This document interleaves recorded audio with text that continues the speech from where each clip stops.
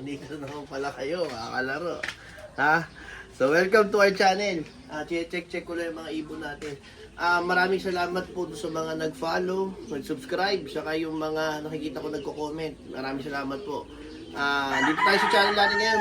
Magkwentuhan muna tayo kasi para malaman ninyo yung history ng ating pag-iibon. Okay? So, ito, handa na yung upuan ha. Muna ako. Okay, so dito tayo. Mamaya, shoutout natin yung mga nagpapa-shoutout. Nakita ko doon sa comment, napakarami. Salamat po dahil nandiyan kayo nagsumusuporta sa channel natin. Okay, so pag-uusapan na natin kung paano ba tayo nagsimula. Siyempre, yung mga nagsisimula dyan, nag-iisip, paano kaya nagsimula si ROI4? Paano kaya lumami ibon niya ng ganyan? Paano kaya lumaki yung kulungan niya? So, doon tayo kung paano nagsimula. Siyempre, yung mga beginner, bibigyan ko yun ng tips kung paano kayo magiging successful sa pag-aalaga ng kalapate. Diba? So, yun. Yung saan tayo nagsimula. So, pare-parehas naman tayo, mga kalaro. Lahat tayo, nagsimula tayo nung mga bata pa tayo. Alam po yun, pagkahilig mo talaga ang kalapate, bata pa lang, yan na yung mga ginagawa natin. Kasi nung bata pa lang ako, mahilig na ako sa kalapate. Nung bata ako, mga elementary. Yan, yung mother ko, lagi ako nagpapabili dyan ng ibon. Pag nasa simbahan, may makitang ibon, bili ko yun. Yung hindi kalapate, mga lovebirds, yung mga basta ibon. Pero nung mga panahon na yun, yun, nag-aalaga na ako ng mga kalapati noon. So, gumagawa ko ng maliit na kulungan, para yung kulungan ng yung mga lagay ng kamatis, mga ganun. Yun, yung nagsimula. Tapos, nakakita ko ng mga bentahan yan, bibili ako ng mga native pa yun dati, mga puti, saka mga doon ko nilalagay. Tapos kadalasan pag may kasal, gusto ko pumunta, sumasama ako kasi agawan ng kalapati nun di ba? Pagkakagaw ka ng kalapati, puti, ilalagay mo yun, alagaan mo. So noong panahon na yun, doon tayo nagsimula. Kay mami, sa mother ko, lagi ako yun, gusto nagpapasama sa arangke. O lahat ng mga nag-iibon dyan, alam ko, mahilig kayo, yun, arangke. Number 1, nung bata pa tayo, arangke. Bibili si mami, arangke yan.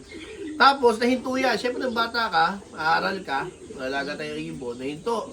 Bumalik yan nung high school ako. Nung high school ako, nagkaroon ako sa bahay namin, may nakita akong puno, nilagyan ko ng, alam mo yung parang gagawang kulungan, may mga butas-butas lang. Yun.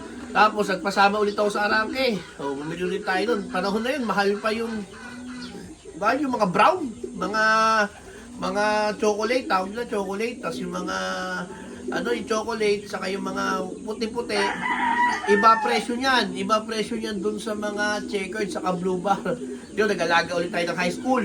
So, doon na yan. So, after nun, kailangan ulit na mag-focus sa pag-aaral. So, natin yung ibon.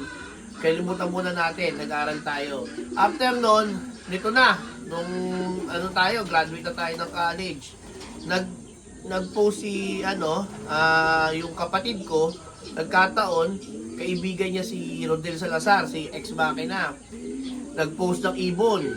That's 2010. Noong 2010 na yan, sabi ko, uy, ayos to, kalapate. So, nung nakita ko yung kalapate, yun, tapos nakita ko may mga karera na, may mga may mga paronda na. So, na-challenge ulit ako. So, sabi ko kay Utol, Tol, kilala mo naman ako dyan kay yung nagkakalapati na yan, kasi nakita ko, may YouTube na si Ex Machina noon, 2010 pa lang. Hindi, mas maaga pa ka, 28 pa lang, 2008 pa lang, may YouTube na yun eh. Nakita ko na yung mga video ng ibon niya doon, mayroong mga Terminator, yung mga Kuipers, yung mga ganyan. Si Johnson Relax, buhay na si Johnson Relax noon. So, nakita ko yun. Ginawa ko, in-schedule ni Utol. O sige, punta ka doon. O, punta ako ngayon doon. Pagpunta ko doon, ang kulungan ng Ex Machina noon, bato pa na doon lang doon sa may baba niya. Kung nakikita niyo yung vlog niya, yung stock bird lock niya, dati yun na yung kulungan niyan. Yun, tapos nakita ko ng mga ibon-ibon doon. Yun, sabi ko, gusto kong mag-alaga niyan. Ganyan. Pero nung panahon na yun, hindi ko pa afford yung ibon ni Ex Machina. Sabi ko, magkano? Sabi ko pala, medyo mahal. So sabi ko, sige, muna? Pwede ba paturo? So nagpaturo tayo sa kanya. Sabi ko, ano bang okay kung magsisimula ako? So nung panahon na yon, sabi sa akin ni Ex Machina, kung gusto mong magsimula, yung nakakatapos-tapos na, bumili ka ng mga finisher. So mga finisher nakatapos ng karera. Nung panahon ng 2010, ang finisher nun, 1.5 lang. 1.5, pinakamahal na 2,000, mga ganyan.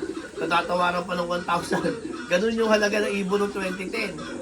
So ako naman, tingin ako sa sulit.com. Sulit.com, tingin ako sa sulit.com. Ngayon, nung natitingin ako sa sulit.com, doon ko naman na kuha yung magulang ng foundation birds natin. Ayun, pumunta ako ng ng Cavite. Kumuha ako ng ibon doon. May ibon doon, nung kumuha ako ng ibon, mga finisher. So, nakakuha ko ng 2 North finisher, no? Punta ako doon. Sabi nga ni ex-mana, saan ka pupunta? Sinunta ako sa Cavite, meron binibenta doon na finisher. So, doon ko nakuha yung dark gristle ko na Terminator online daw, Terminator online. Sabi ni John Benko daw. Then yung kapares niya, Mariano, parehas North finisher yun. Yun na, doon na nagsimula yun. Nung nakuha ko na yun, doon ko pinagsimulan yung mga ipairing. Pero hindi lang yung ibon ko. Marami pa ako nakuha, mga finisher din. Tapos, kapag ipon ako, nakakuha rin ako kay Ex Machina ng Terminator inbreed. So, after noon, 2010, nag-start na ako mag-breed. Nag-breed na ako para ilaban sa RRPC, ang club namin noon dati. So, nag-breed kami. Binreed ko yung 2 nakuha kong finisher, pinagpares ko yun. Nakapagpalabas ako ng 5, nilabang ko sila. Pagdating sa dulo ng karera, so Tacloban, beginner ako may Tacloban na ako kasi tinuruan tayo ng Ex Machina noon, kumuha tayo ng mga supplements nung panahon pa na yun kay Lolo Andres, kay Andres Ong sa natural, bumili ako natural. Tapos patuka ako noon, natural pa din. So tapos yun, umabot sa dulo, kinarga natin ng Tacloban. Nung Tacloban na yan, kalaban ko na noon si Ariel Perry. Shoutout, Esing Dalubasa, Ninong.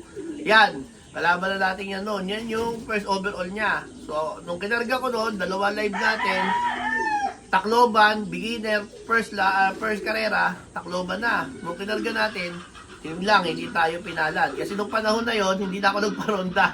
Patay pakain lang ako sa supplement. Akala ko yun na yung tama.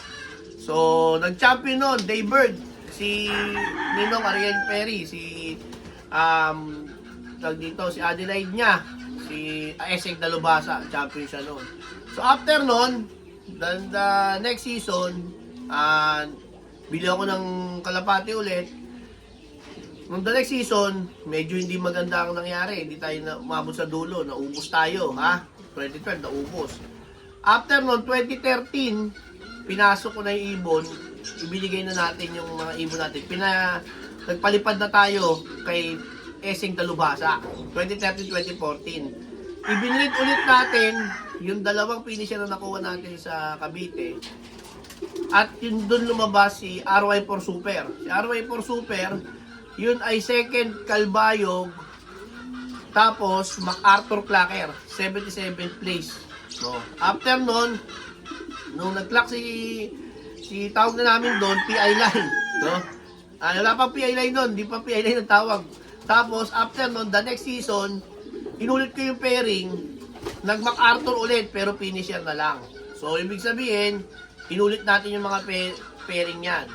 Ngayon, yung doon sa una nating karera, hindi ko nasabi kanina, may finisher din tayo ng Tacloban. Yun, full sibling silang lahat, silang 3. So, isang Tacloban finisher, isang MacArthur Clacker, saka isang MacArthur finisher ulit. Yun yung doon nagsimula yung 3 PI line natin. Yun yung pinaka naging foundation. Saka doon galing yun doon sa 2 nakuha natin sa Cavite na finisher. Ayun na, okay na. So, tutuloy natin yung kwentuhan, tuloy natin yung kwentuhan. Pero, shoutout sa lahat ng mga nag-follow. Tuloy lang po, follow lang tayo, subscribe. Saka yung raffle natin, tuloy yan. I-share nyo lang yan sa mga kilala nyo. Okay na, bye!